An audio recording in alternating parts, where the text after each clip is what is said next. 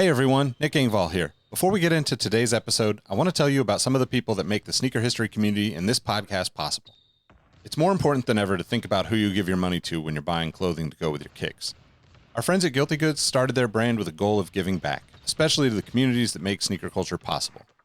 With every purchase from Guilty Goods, at least 10% of the proceeds are donated to organizations like Big Brothers and Big Sisters, the Susan G. Komen Foundation, the Movement for Black Lives, and many more.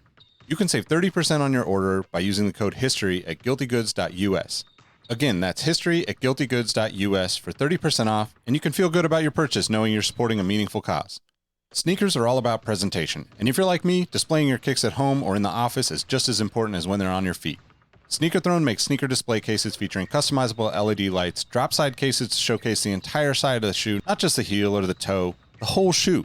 They've also got display cases for trading card collectors and hat collectors. To me, it's the perfect way to display your collection. You can save at least 10% on your Sneaker Throne order by using the code HISTORY at sneakerthrone.com.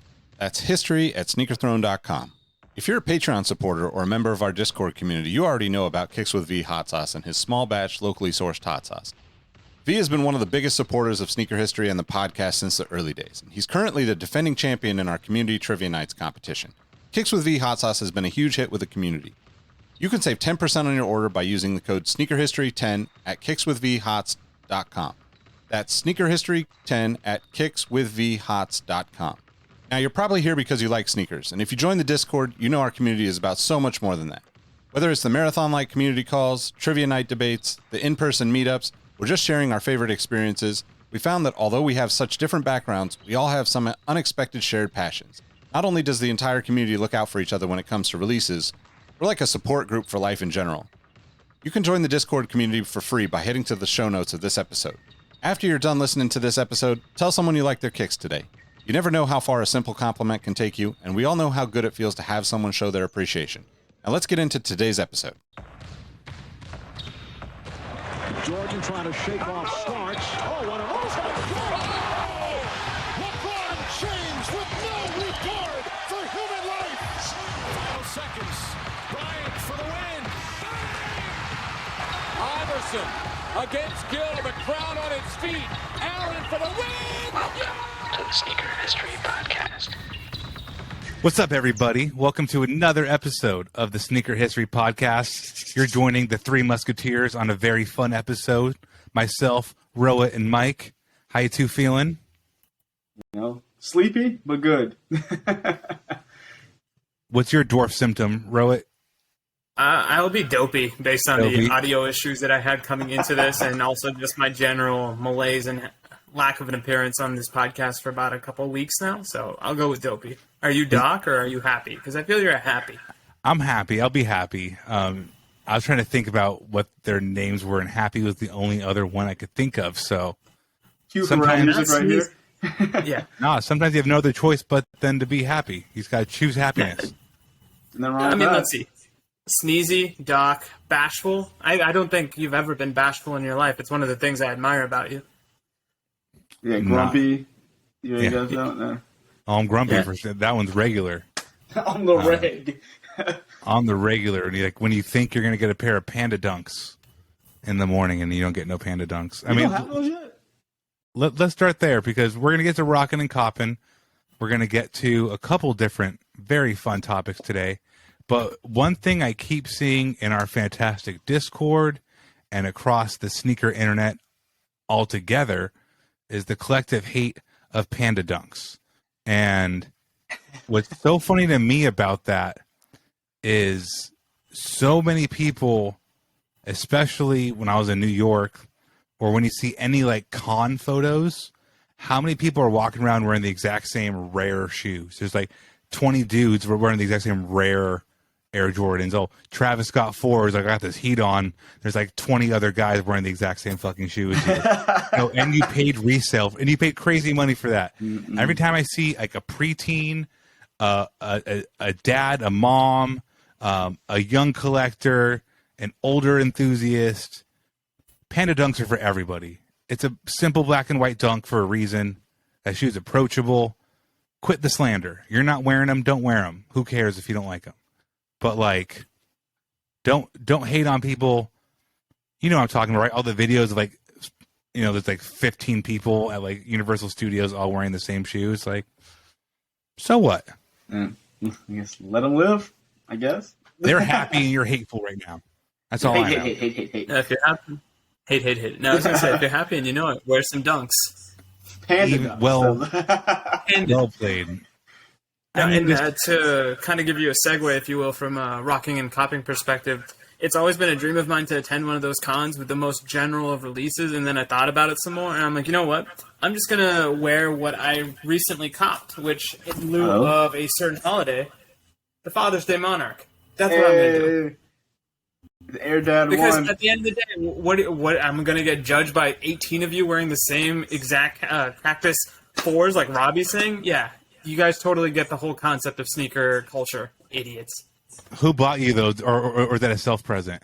It was a self-present because at the employee store, these are a minimal $35 per pair, so I almost bought 2 just because I figured that truly would be the dad move. Just have one to rock and one to stock.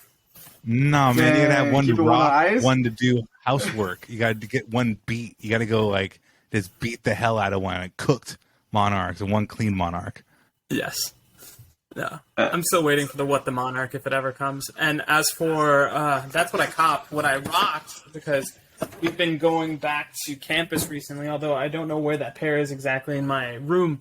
I got the Kobe 11 HTMs, the Tinker Hatfield black and red gray colorway, which was inspired by the Cement 3s. Ooh, lovely shoe. Very nice. I think I wore that the trivia night that you facilitated, Robbie, which you did a fantastic job. I think you did too. That's one of my favorite looking Kobe models, but so tight. The Flyknit does not stretch in a bad way if you're trying to wear them casually. It's tough. Mike, what you been rocking? What you looking to cop? What's on your radar?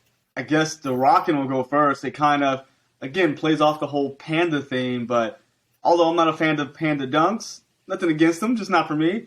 I will go ahead with the panda-looking Andrew 4, which, Robbie, I think you got a pair of these as well. These were the PE that Iverson wore in Game 5 of the 2001 finals that has never released till now. So shout out to Reebok for these. And copping, I actually got this for retail, which blows my mind.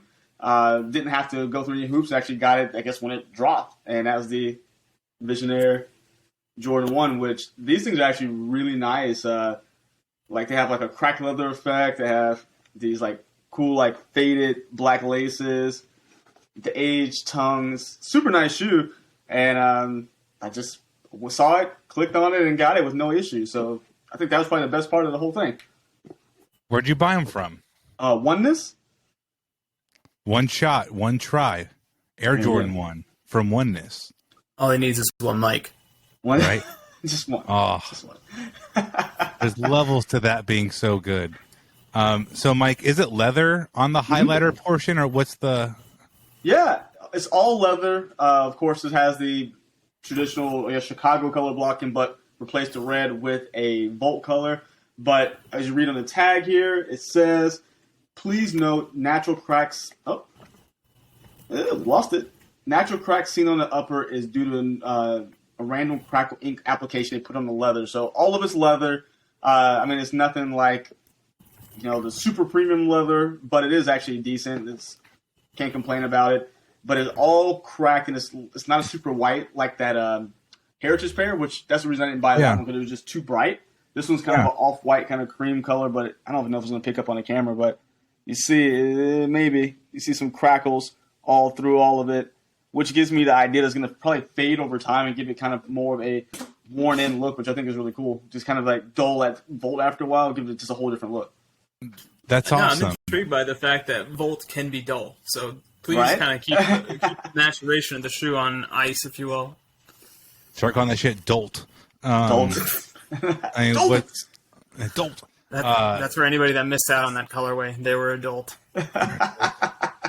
I asked about it because there was that Air Jordan 1 from him, I think, 2 years ago that had like a highlighter yellow and like sunflower. Oh, yeah, the Volt Golds? Yeah, Volt Gold. So I was curious what that material was on those.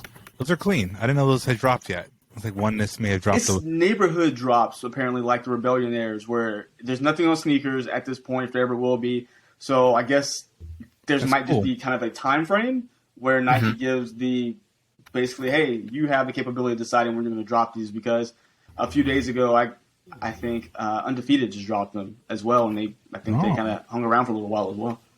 Very cool. Very cool. Mm-hmm. I'm into that. And I mean, in the interest of general shoes, what's more general than a pair of fucking red Chucks? So that's what I wore yesterday. I actually wore today my my Woodstock pair, my Woodstock from Peanuts Chuck 70s. And I meant to bring them back upstairs to record, but I left them behind the couch. But I wore these the day before, so that counts, right? And what's funny about the whole we'll keep the Panda Dunk theme going.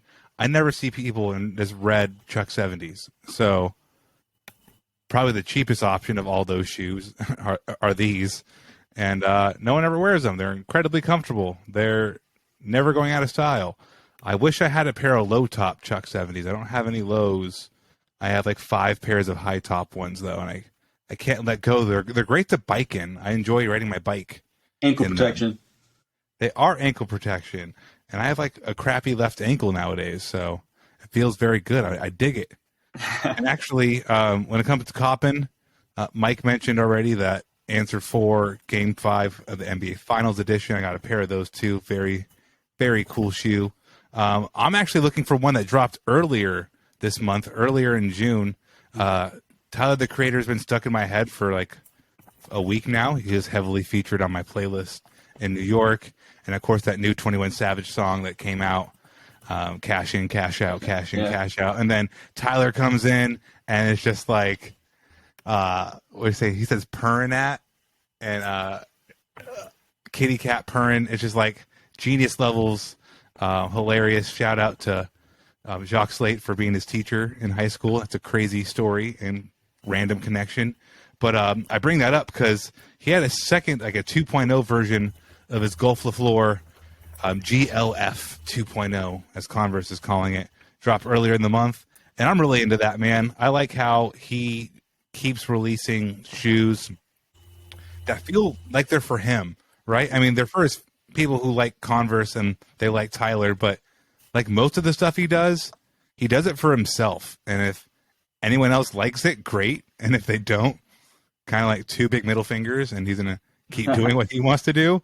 So that's what I really like about it. And the calculation, I should preface by saying I wish I had a pair of Travis Scott 4s. I really do. It's a gorgeous shoe. I'm going to keep using it in a negative context, but I really do like that shoe. You'll see so much, this Travis Scott stuff everywhere. And he's a mega artist. I get it. The Jordan stuff is fantastic. But then you have these like quaint little Converse Golf LaFleurs. They come in like a nice little like rattan-looking brown, vulcanized rubber-looking sole. His branding on the insole, just super. It reminds me of just like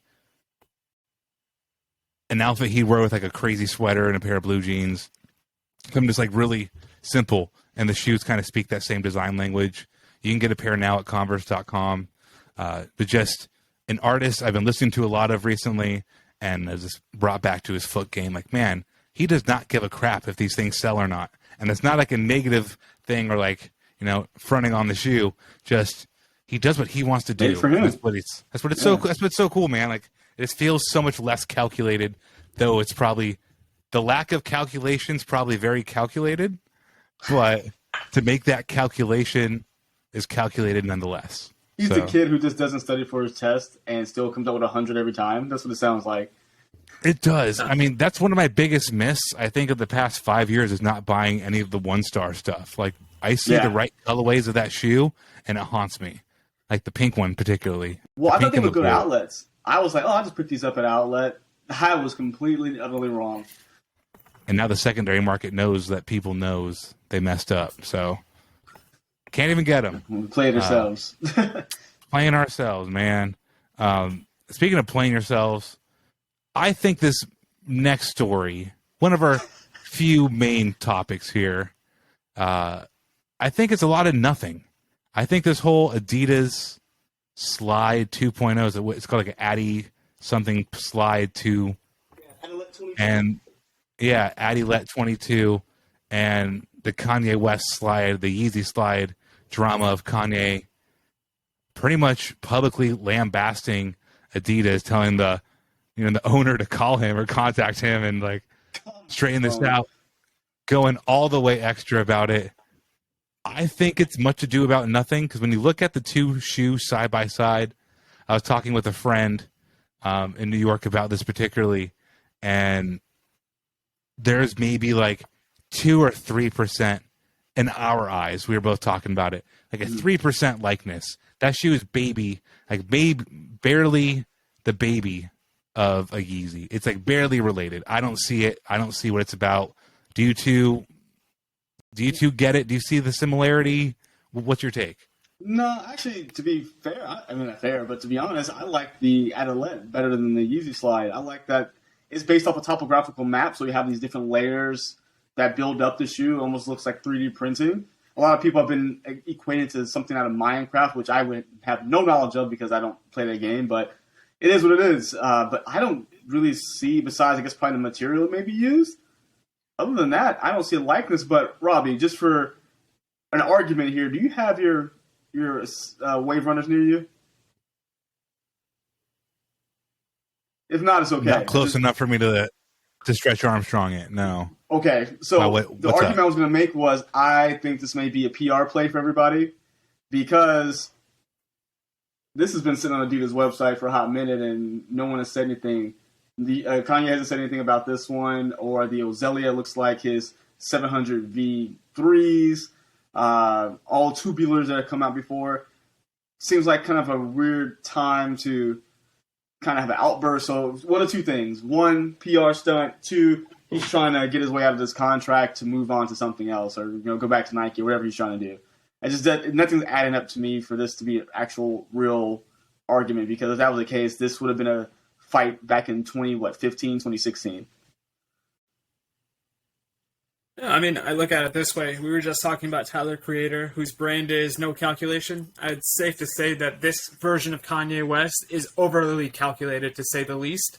And everything has some sort of end game in mind. I mean, my man has compared himself to visionaries like Walt Disney and Kevin Feige in the past, so why is he going to stop now?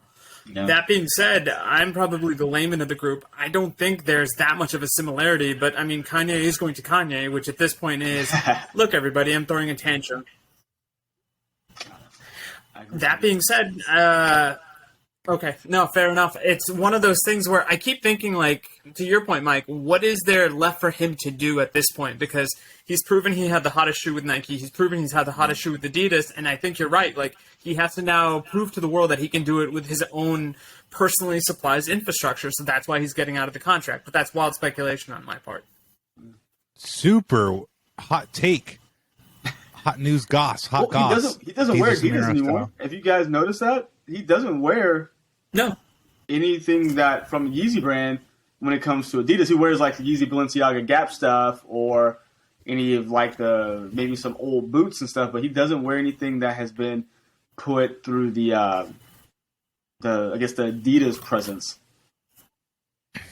I was going to ask you guys this. Do you think at this point in time he cares more about apparel or footwear? Because I think what was once a very footwear-dominated conversation when it came to his non-music output has been replaced by apparel, and he's all about apparel. And that's why I think maybe that is his focus. He wants you to be drawn to the attention of the Balenciaga colorways and the collaborations with Gap more than he does any sort of shoe. Because the other thing Kanye is famous for, especially when it comes to his product, is how he laments about the fact that they were so far created in terms of a lot of these shoes have been created 18 months ago, and they're no longer capitalizing on the trends or the fashions of that moment. And with apparel, maybe that runway is a little bit smaller, and hence that's why he's putting more eggs in that basket. I think he achieved his goal. The goal for him, at least what it sounded like, was to make sure there was a Yeezy in everyone's hands who wanted them. And all those sneakers are just kind of their own problem. At this point, it may not be the Yeezy you want, but there's a Yeezy for everybody, because right now if you go to the Adidas website, the 380, whatever color that is, the black and brownish one, still sitting there. So his goal's been met, and I think he's moved on to the next thing. And with that, you said, Rohit, apparel, that's kind of the next thing. Yeah, it's interesting to think about how forward the designs were, and now we're 6 years into said designs that were already premeditated months before that, and they kind of are starting to feel a little old. But Yeezy is just such, it's on everybody's feet. That was a really big takeaway from my vacation, is just like there was people like doing FedEx deliveries wearing triple black, pirate blacks, 500s, 700s, like people were Yeezys everywhere wearing them. Like there's enough to go around in so many different styles just to go with whatever's feel. And maybe he is feeling like, all right, this is kind of tapped out. Let's move into the clothing thing. The Gap Balenciaga thing is wild because that's just, a triple collab with him that can really, if this works or as it does work, it shows he can do that with really any other two brands in existence. It's just like he's really starting to see what possibilities lie in that apparel realm. I'm going to end on this with the Kanye shoe thing. In an interview, I need to go back and find the interview. He talks about how his 350 design was supposed to kill the Roshi. Yep. Yeah, right? And it looks like the Roshi. And guess what? I saw everybody wearing Yeezys and nobody wearing Roshis. And everywhere I go, pretty much, in life. So, like, mission success. But to then be mad about, like, either design biting or unauthorized use of an idea you think you had before somebody. Let's just pump those brakes a little, Kanye. Your entire Nike shoe is a mixture of other shoes. Your first Adidas thing is a literal self-explained, like, killer or like shoe of another Nike shoe. It's just like the tubular gets me too. Yeah, the 500 like takes so many shoes, shoes or takes like, sole kits from another Kobe basketball shoe. So, I mean, his argument literally falls flat on his face. But that's what we expect from him. I mean, to the point that Robbie made, you killed the Roshi? No, the Roshi too killed the Roshi. Like, you just happen to be there at the right place at the right time to say you're the winner. That's also a very good point. The Roshi too. Like, let's run this point. The only reason I bring that up was the last time I was on, I think my copping and rocking was the fact that there was a 2-pack for the Iguana colorway of both the Roshi 1 and the Roshi 2. And my co-host, Mike Guillory, was like, Rohit, don't you dare pay more than $100 total for that. And you're absolutely right. If Yeezy had killed the Roshi in, let's say, 2011, 2012, I give my hat to you, sir. You've done a fantastic job. Yeah. Who is clamoring for Roshis right now, in this moment? Except for your boy, who was just happening to look at eBay. and that's probably the sleepless nights of having a child. But Mike agrees with that. But I don't buy it. To your point, I think at this point, I'm going to throw 15 hot takes against the wall. Whichever one sticks, that's what I'm going to double down on. And everything else, I completely forgot. Man, I did not mean this to go into a Roshi conversation, but I forgot how good that Iguana colorway is. It was solid, man. Actually, if they retro Roshis for $64.99, your boy would buy a couple pairs. I would say this: the Roshi Iguana colorway was the shoe that Kanye thought he could present to the world in terms of it was readily accessible, it was cheap to make, and you could do a lot of things with it from a fashion collaboration perspective. So that's what he should aspire to do. And if I feel the wrath of the Kanye stands, that's great. You can follow me on Twitter at Nick Engvall. It says 160. Nick, don't look at your inbox, bro. 160 on StockX for a pair of iguanas. Not even close to happening. That is the most egregious thing. Who is that? Let's go find that person to slap them, because there better be $100 bill inside those Roshis then, because that's exactly. Because of the $100 worth of pudding. At least it's something better than paying 160 for a Roshi. Shoebox is full of rich chocolate ganache. That's wild. I think we need to do an episode soon of my starting 5 just Roshi colorways. Oh, I got you. Roshi 1 and 2. I would gladly do that.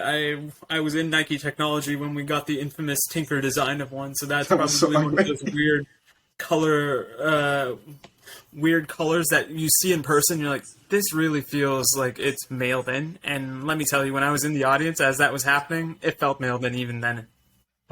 Man, size 7.5 Roshi iguana, 225 ask, 10.5 is 160, men's 11, 150, 9.5, 178. And those are the only sizes available. That shoe is coveted. That shoe is rare. Holy crap, I forgot how good the Roshi Run France was. You remember that one? There was like a France and a Brazil, like a whole pack. That France one's really good. FB, like the neon yellow and light blue pair, when they did like the whole football pack. Anyway, I think talking from one loudmouth from Chicago to the actual city of Chicago, Robbie, what did you have with the Jordan 1? Yeah, I mean, this is where it gets tough because photos of the reimagined or redesigned or reflabbergasted, I don't know, Air Jordan 1 Chicago. I like that word. I'm using that one. Reconfused. Photos of it everywhere. We know it's coming. We see it. There's pile-up traffic. You're like, there must be an accident up there. And as you get closer, you see that is, in fact, an accident. I mean, the Chicago one is, in my top 5 of Air Jordan model colorways of all time, it's one of the more important shoes, I think, ever. Obviously, the bread gets the lion's share of the excitement when it comes to OG Air Jordan 1s, but I think the Chicago one is infinitely better in terms of like it invented that color blocking really, like a 3-color color blocking. I mean, I get the dunk. It's all based around the dunk. 85 was a very big year for blocking of colors of panels of Nike shoes. But is that original one? I think just does one of the coolest jobs ever. I don't even know when it releases or when it's supposed to. October, right? I think it's like fall time. October 29th on sneakers per Nice Kicks.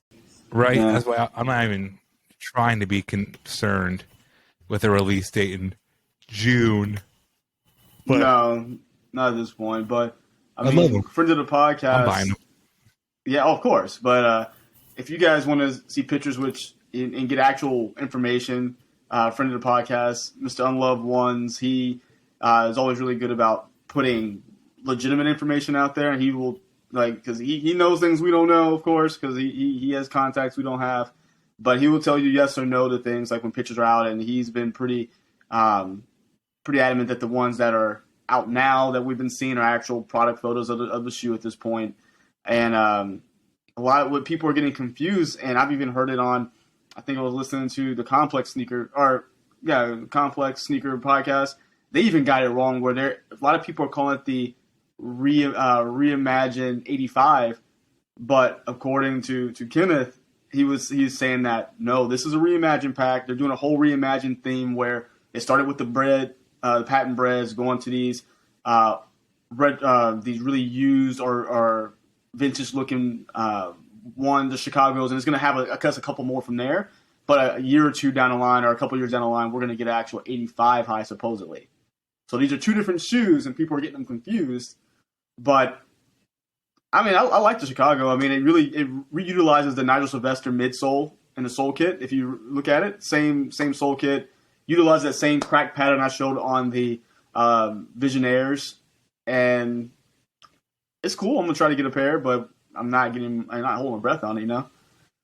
This is how I know I'm officially back on the podcast. Whoever wants my pass for this shoe on sneakers, you guys can have it. I'm just not necessarily a fan of that artificial aged look, but It's a good shoe, and I'm really interested to see what else comes out of this pack that, like you had mentioned, Mr. Unloved Ones is kind of serving as a Woodward and Bernstein for. Mm-hmm.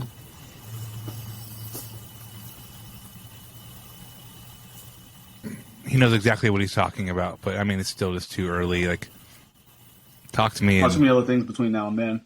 Talk to me in August, maybe. Too much, too many shoes. I mean, speaking of too many shoes, here's a little bit of something new and something old. Still about Jordan Brand though. Still involving a Jordan 1 also. So Zion just released official images with Jordan Brand of his second signature shoe, the Zion 2, featuring a nice big old strap to keep that big boy in that shoe. Very cool, voodoo-y, great colorway to release with it.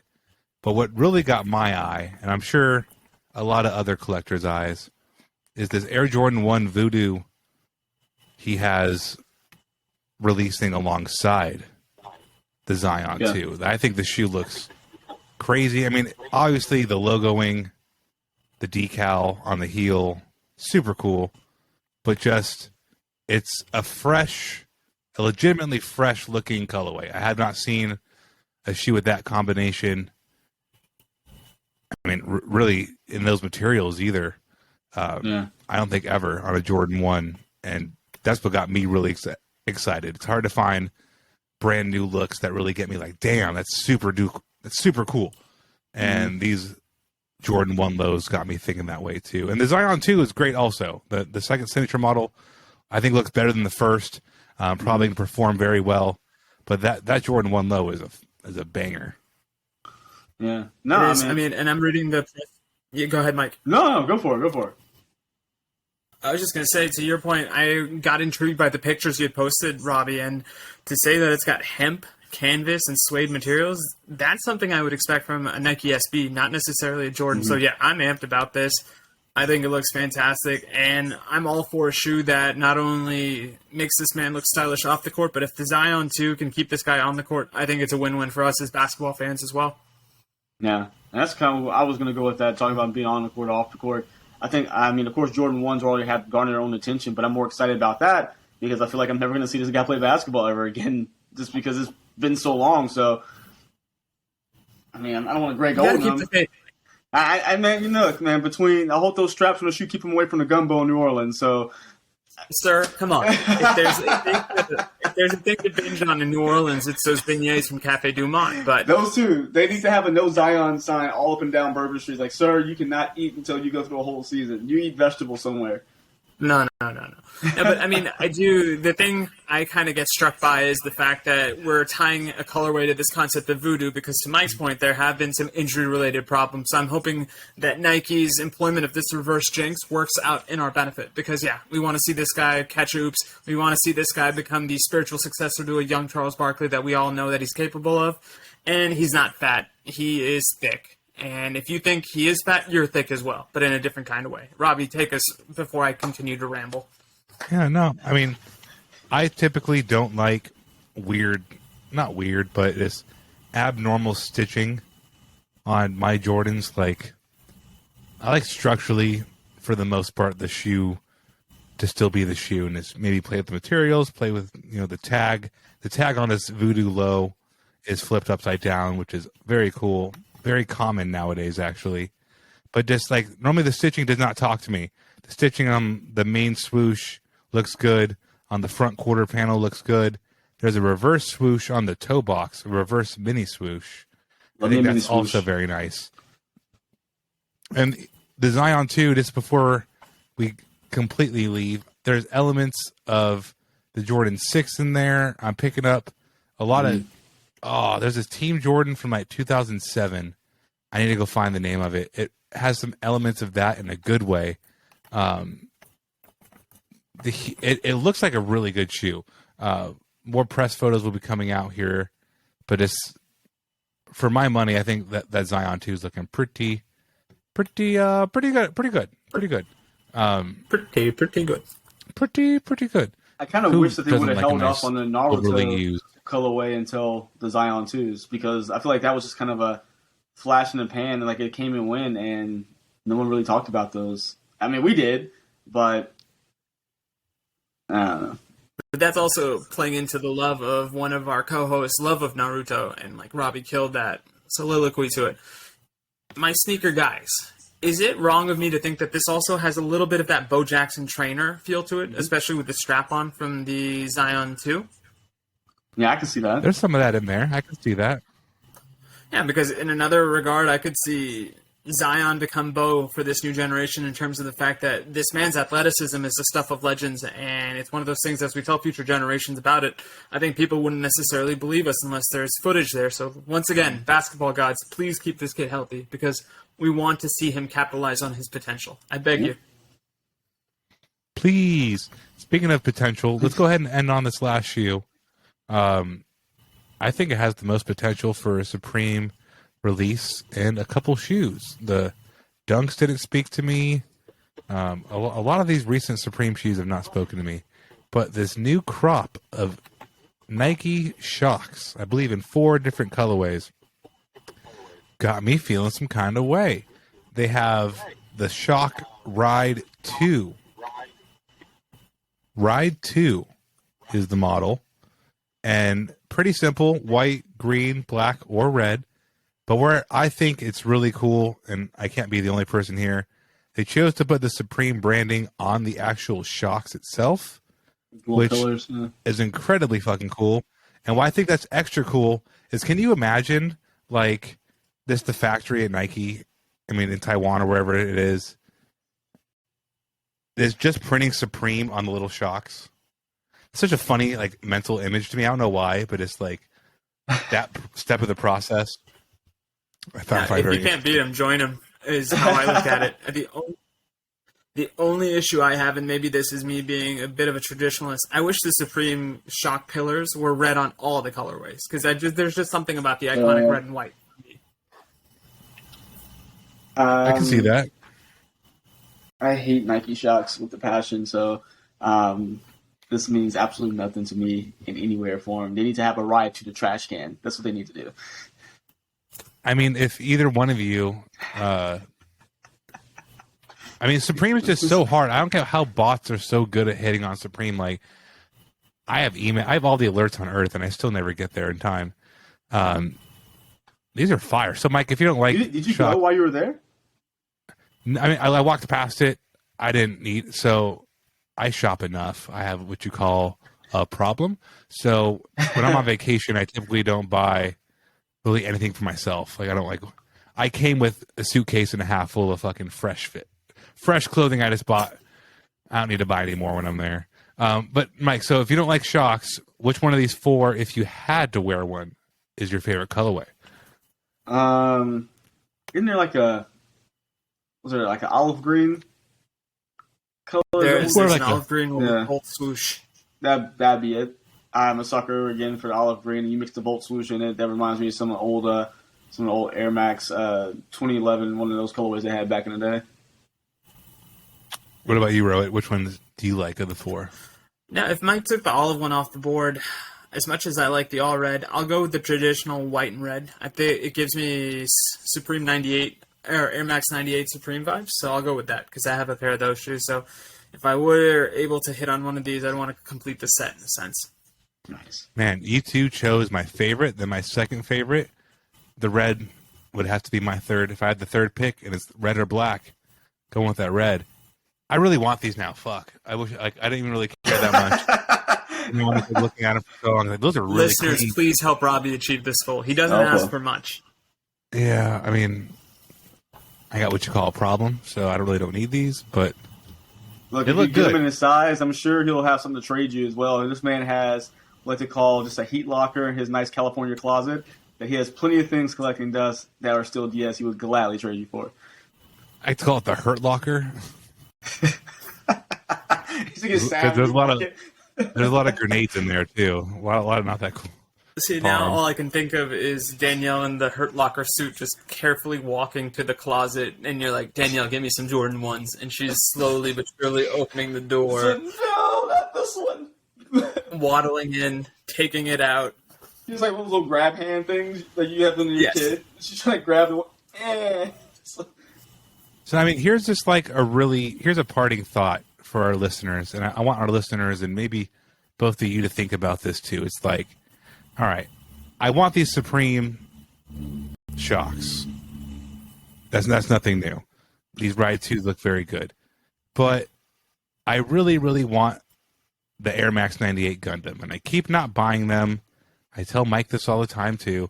I keep not buying them because they're so expensive in my size.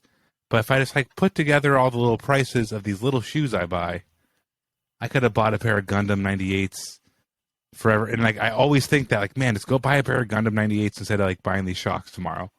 And I'm probably gonna buy these. I'm gonna try to buy these shocks tomorrow. It's hard to justify an Air Max purchase that's so expensive because you know they're not going to last as long as like a Jordan 1 or something because of that dang air bubble. It's like if this dies in like they're already 5-6 years old, you got another 5 years on the max. And I feel like it's like saving the real kinky stuff for marriage, right? Like you can't just like in dating pull out all the stops. So I have to have something to look forward to. I have so many shoes. I need to just let another decade go by before the Gundam's retro. And like, okay, man, we've been married. Now at that point, I've been married to shoes like, damn, like going close to 30 years at that point. Probably when the Gundams come out, I'd like shoes. We've been together a long time, baby. I finally had those Gundams. Okay, take that back. Do not take any shoes from Robbie. I don't know what he's done to them. God damn it, Robbie. Like, you are a poet laureate when it comes to sexy, strange 50 Shades of Grey shoe fiction. Right. No, I was just going to say this. That's the gift and the curse of being a sneakerhead. It's not the big money items that kill you. It's the umpteenth general release that you bought just because you were in line and you're like, oh, 30% off? Let me go ahead and take some of these. Story of my life. That is this guy. Man, Adidas hit me with that spend $100 to get $30 off email. Did either one of you get that? Mike, you got that? I did. I need to go back and because I want to buy the Supernova, the Supernova Cushion 7s. But they're going to get me. That's how it goes, man. I bought tons. I bought 5 different clothing items, like workout, tank top, like summery things, like lighter things. And right after I did that, I felt an amount of guilt, so I went into my closet and I donated. Literally, I dropped it off at the donation house this morning. Donated a whole, like all my old gym stuff. I'm like, all right, you keep buying freaking gym clothes. You don't work out that much. You can fucking get rid of the old stuff. Yeah, so that old Adidas out, though new got in, me. Makes sense. Well, my son Disney needs soccer cleats. Let go with the out though. The old out's hard to get out. Is your son a size 10.5, Mike? Because I got you if that's the case. No, he's a 12, little kid, 12. So he's starting soccer on July 2nd, and we need cleats for him. And my wife, my parents are like, "Oh, just get him some, regular cleats." I'm like, "No, this is not. We're not. He's not going out there looking like just regular." You know who his dad is? You know who his dad is? We're not going out there looking regular. He may not know what the heck he's doing, which he actually does, but at least got him looking a little stylish right now. Oh, for sure. Mike on the court. You know who I am. On the court, on the pitch, Mike's son. You know who I am. Know me? No. I just see Mike wearing a basketball top like this, regardless what the weather is out there, and he has his own whistle that he blows at inopportune times. Shh, don't ruin my plans. Don't tell him the plan. You blow it, you're like, I make my own calls. Yeah. I'm gonna cut my own card pack, so just start yellow carding kids randomly. Just why not? It'd be even better if you made your own cards, like a purple card. Yeah. But I can I'm swag. giving you the salmon card because your play was a little fishy. No, because your foot game's a little fishy. Your boots. It's called boots in soccer, right? Your boots are fishy. Boots. Throw the salmon card. Get on your boots. Throw the trash card at him. Boo! Get those out of here. Basura. All right, this combo's getting weird. We got to call it a day. Thank you, everybody, for tuning in to another fantastic episode of the podcast. Make sure you like and subscribe to this if you're watching on YouTube. If you're listening on your favorite streaming service, make sure you leave a review, whatever you can, to support. It really helps. I'm Robbie. You can find me at Sneaker History. Mike, where can they find you? Sneaker History. You can find me on YouTube at Mike Guillory and on Instagram, Twitter at MadWatcher789. Rohit, where you at, buddy? I'm on Twitter at Rohizi on Instagram, at Rohit13 on the Exhaust Notes podcast with Nick Engvall, who we miss you, Nick. Please stay cold in a house that has a broken AC. There's nothing worse in the summer. So you are in our thoughts and prayers. For sure. All right. Peace, everybody. Thanks. See you, everybody.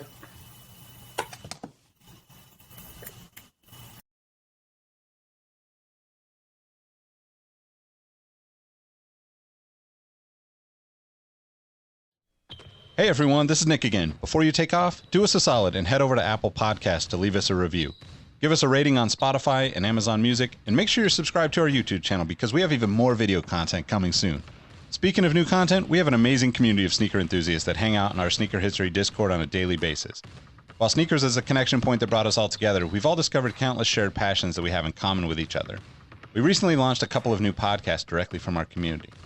One of them is a Formula One podcast. If you're an F1 fan like me, the Exhaust Notes podcast is your weekly fix of Formula One fun. It's hosted by myself, Rohit Malhotra, and Todd Yates. New episodes drop every Tuesday.